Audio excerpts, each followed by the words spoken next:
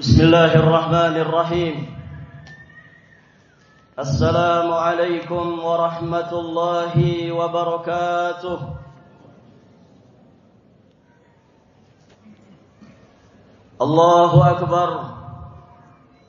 Allahu akbar. Allahu akbar.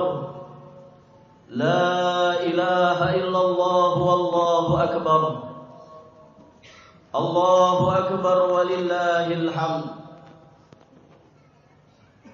Alhamdulillah hamdan yaliku bi jalalihi wa 'azimi sultanihi. Lakal hamdu hatta tarda wa lakal hamdu idza radit wa lakal hamdu ba'da ridha. Asyhadu an la ilaha illallah wahdahu rabbi la syarika lah. Wa asyhadu anna Muhammadan abduhu wa rasuluh. Qala Allah ta'ala fi kitabihil karim. Ya ayyuhalladzina amanu taqullaha haqqa tuqatih wa la tamutunna illa wa antum muslimun. Ya ayyuhalladzina amanu taqullaha wal tanzur nafsum ma qaddamat lighad wattaqullaha innallaha khabirum bima ta'malun. Amma ba'du, ayyuhal muslimuna ibadallah, usi nafsi wa iyyakum bitaqwallah, faqad fazal muttaqun. Ma'asyiral muslimin, sidang salat Idul Adha yang semoga senantiasa dirahmati dan diberkahi Allah Azza wa Jalla. Segala puji hanya milik Allah Rabbul Alamin. Salawat dan salam semoga Allah limpahkan kepada panutan alam Nabiyuna wa Rasuluna Muhammad sallallahu alaihi wa alihi wasallam, beserta seluruh keluarganya, para sahabatnya, para tabi'in, atba'u tabi'in, dan kita memohon kepada Allah semoga keberkahan salawat tersebut sampai kepada kita semua selaku umatnya yang senantiasa tunduk patuh menjalankan sunnah-sunnahnya. Faya ibadallah, usi nafsi wa iyyakum bitaqwallah haqqa tuqatih, fa inna khairaz zadi taqwa wattaqullaha la'allakum turhamun. Allahu akbar. Allahu akbar. Allahu akbar. La ilaha illallah wallahu akbar. Allahu akbar walillahil hamd. Pada hari yang berbahagia ini, marilah kita saling mengingatkan untuk senantiasa bersyukur kepada Allah Rabbuna tabaraka wa ta'ala atas segala limpahan nikmat yang Allah anugerahkan kepada kita semua. Sesungguhnya ma'asyiral muslimin, kita semua adalah hamba yang sangat dhaif.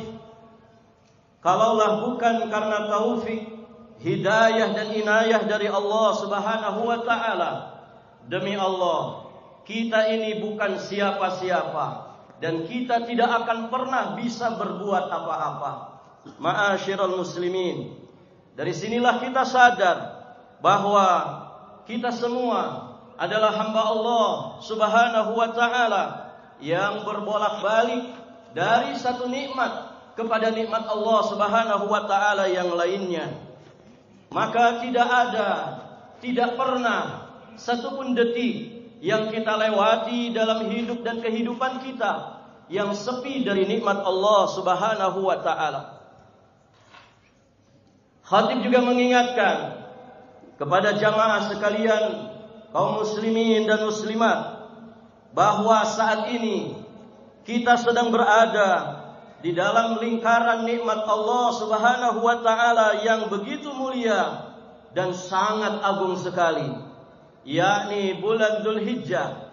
Dan kita saat ini sudah sampai kepada puncaknya, setelah kemudian kita memperbanyak amal ibadah kita di 9 hari sebelum ini. Semoga Allah Subhanahu wa ta'ala menganugerahkan kepada kita semua keistiqomahan di dalam semangat kita untuk beribadah kepada Allah Subhanahu wa taala. Hari ini bukanlah hari biasa. Hari ini adalah hari yang sangat luar biasa dan istimewa. Nabi sallallahu alaihi wa alihi wasallam, di riwayat Imam Ahmad, beliau mengatakan, "Ma min ayyamin a'zam wala ahab ila Allah al-'amalu fihinna min hadhihi al-ayyam al-'ashr fa'akthiru fihinna min at-tahlili wat-takbiri wat-tahmid." Nabi sallallahu alaihi wasallam mengatakan bahwa tidak ada suatu hari yang lebih agung, tidak ada suatu hari yang lebih dicintai jika kita memakmurkan hari-hari tersebut. Tidak ada hari yang lebih utama, lebih agung. Tidak ada hari yang amalan soleh di dalamnya lebih dicintai di sisi Allah, melainkan kata Nabi sallallahu alaihi wasallam, hari yang 10 ini. Yang dimaksud oleh Nabi adalah 10 hari pertama dari bulan Dzulhijjah. Kemudian Nabi sallallahu alaihi wasallam memberikan petunjuk kepada kita bagaimana cara memakmurkan 10 hari istimewa itu.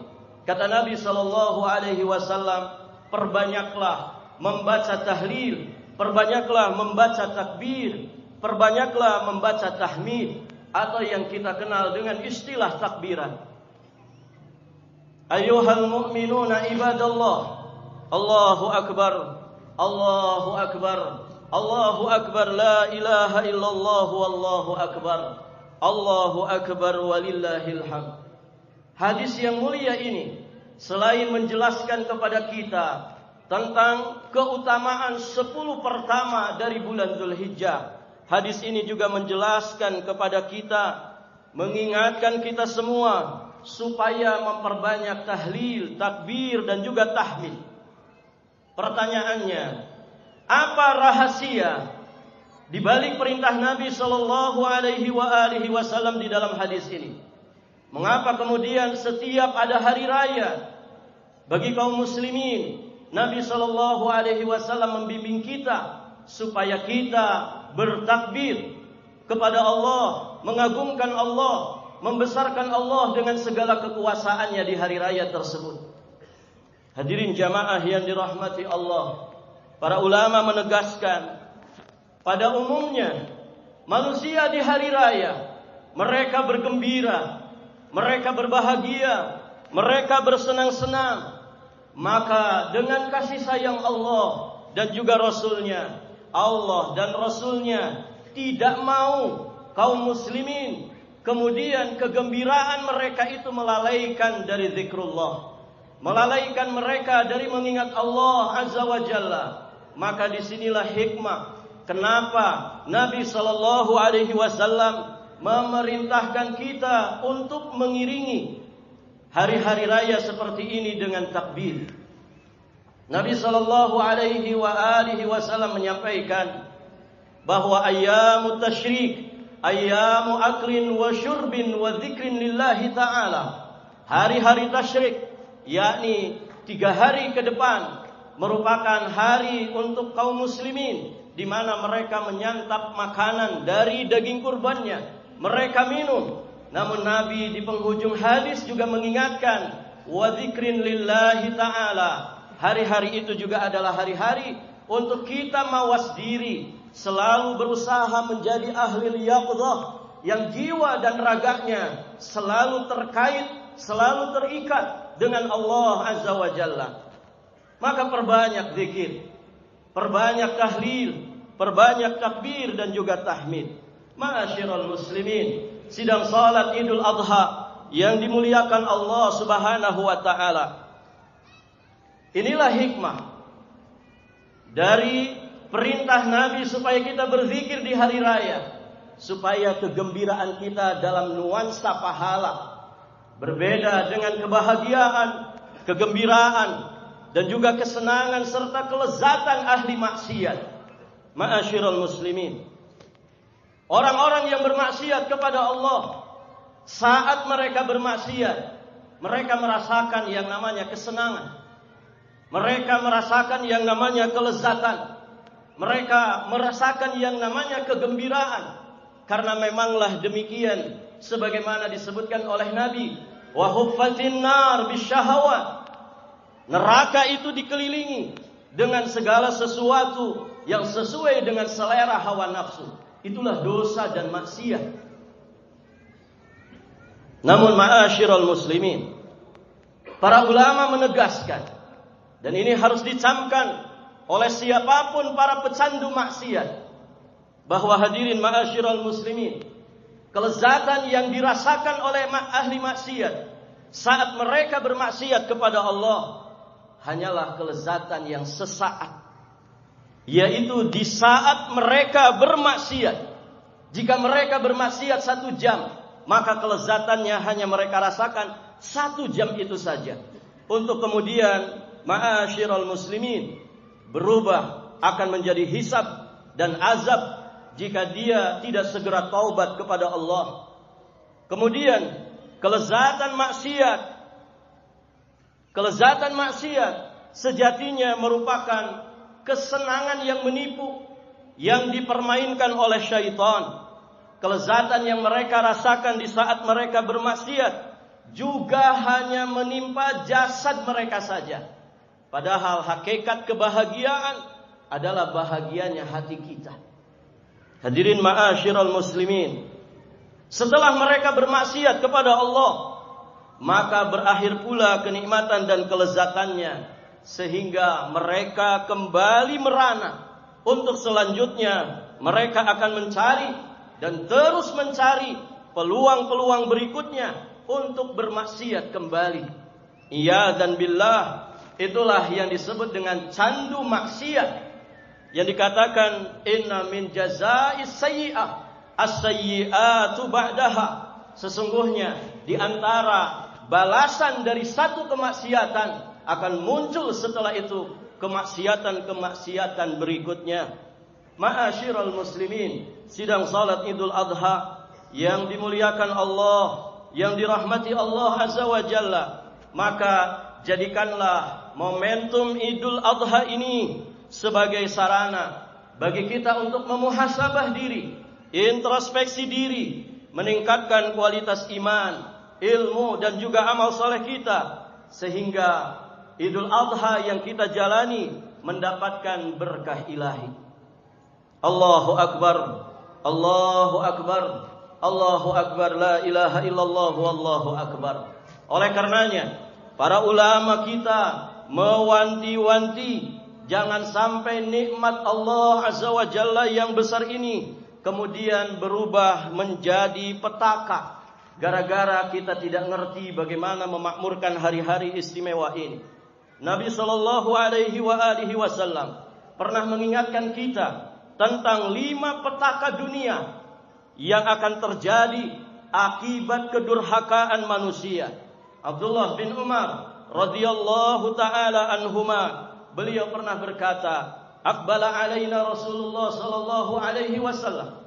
Suatu ketika Nabi sallallahu alaihi wasallam menghadap ke arah kami dan beliau bersabda, "Ya ma'syaral muhajirin, khisalu khamsin idza tulitum bihinna wa a'udzu billah an tudrikuhunna." Wahai sekalian kaum muhajirin, ada 5 hal yang jika kalian terjatuh ke dalamnya, dan aku berlindung kepada Allah supaya kalian tidak menjumpainya. Nabi kemudian menyebutkan 5 kedurhakaan manusia, wal iyadzu billah. Kata Nabi, lam tadhhar al-fahishatu fi qaumin qad. Tidaklah nampak zina di suatu kaum sehingga dilakukan secara terang-terangan, kecuali akan tersebar di tengah-tengah mereka fasyafihimut ta'un wal auja, yakni wabah ta'un dan penyakit-penyakit yang tidak pernah menjangkiti generasi sebelumnya. Hati-hati dari zina. Siapapun bisa terfitnah oleh dosa yang besar ini.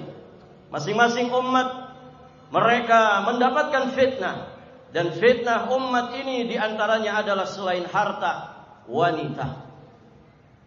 Maka kaum muslimat yang hadir pada kesempatan ini, jaga kehormatan Anda, jaga kemaluan Anda, jangan sampai terjatuh ke dalam perbuatan dosa yang besar ini. Bantu suaminya untuk bertakwa kepada Allah Subhanahu wa taala di dalam menjaga kemaluannya. Kemudian yang kedua, lam yanqusul mikyal wal mizan illa ukhidhu bis sinin wa shiddatil mathubah wa shiddatil mathuna wa jawris sultan alaihim. Tidaklah mereka mengurangi takaran dan timbangan kecuali akan ditimpa paceklik, susahnya penghidupan dan kezaliman para penguasa atas mereka. Siapapun di antara kita yang hadir di sini, kaum muslimin, yang kemudian bergelut dengan takaran, dengan timbangan, baik dalam bisnisnya, transaksi jual belinya, bertakwalah Anda kepada Allah. Jangan kurangi takaran dan timbangan jika kita ingin selamat dunia dan juga akhirat kita. Yang ketiga, walam yamna'u zakata amwalihim illa muni'ul qatra minas sama' walaulal bahaim lam yumtaru. Tidaklah mereka menahan zakat harta mereka, tidak mau bayar zakat, maka akan turun kepada mereka musibah besar, yakni tertahannya air hujan dari langit. Dan sekiranya bukan karena hewan-hewan, niscaya mereka itu tidak akan dikasih hujan.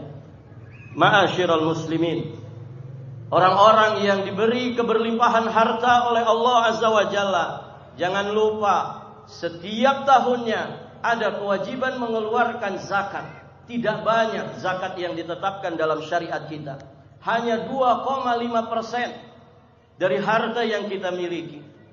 Kemudian ada zakatul fitri yang hanya 1 sok. Itulah zakat yang wajib bagi mereka yang memiliki harta. Kemudian yang keempat, walam yanqudu ahdallah wa ahda rasulihi illa sallallahu alaihim aduwa min ghairihim. Tidaklah mereka melanggar perjanjian mereka dengan Allah dan Rasulnya, kecuali Allah akan menjadikan musuh mereka itu dari kalangan selain mereka, yakni orang-orang kafir. Kemudian hadirin, Allah menjadikan mereka itu berkuasa atas kaum muslimin, lalu musuh tersebut mengambil sebagian apa yang mereka miliki. Jangan langgar perjanjian kita dengan Allah, perjanjian kita dengan Rasulnya, yakni untuk kita mengabdi kepada Allah. Saat kita di rahim ibu kita, kita sudah mengikrarkan, alastu bi rabbikum qalu bala syahidna. Bukankah aku ini sesembahan kalian, Rabb kalian? Maka kemudian kita manusia mengatakan, bala, iya, engkau adalah Rabb kami, sesembahan kami, dan saksikanlah apa yang kami ikrarkan ini. Janji kita kepada Allah untuk beribadah sepanjang hidup kita, untuk mengabdikan jiwa dan raga kita hanya kepadanya. Kemudian yang terakhir, wa ma lam tahkum a'immatuhum bi kitabillah wa yatakhayyaru mimma anzalallah illa ja'alallahu ba'sahum bainahum. Dan selama para pemimpin kaum muslimin tidak berhukum dengan hukum Allah, tidak berhukum dengan kitab Allah, dan mengambil yang terbaik dari apa yang diturunkan kepada mereka, yakni syariat Allah, melainkan Allah akan menjadikan permusuhan terjadi di tengah-tengah mereka. Ayuhal muslimuna ibadallah, jamaah salat Idul Adha yang dimuliakan Allah. Ada kewajiban rakyat, ada kewajiban para pemimpin. Masing-masing dari para pemimpin, masing-masing dari kita sebagai rakyat akan dimintai pertanggungjawaban di hadapan Allah Azza wa Jalla. Apa yang sudah kita tunaikan dari kewajiban kita, baik sebagai para pemimpin ataukah sebagai rakyat. Ayyuhal muslimuna ibadallah, jika kemudian para pemimpin tidak mau berhukum dengan hukum Allah Azza wa Jalla, dengan kitabullah dan sunnah Rasulullah sallallahu alaihi wasallam, maka akan terjadi permusuhan di tengah-tengah mereka. Maka siapapun di antara kaum muslimin yang hadir pada kesempatan ini, dan Anda adalah sebagai pemimpin di tingkat apapun, bertakwalah kepada Allah.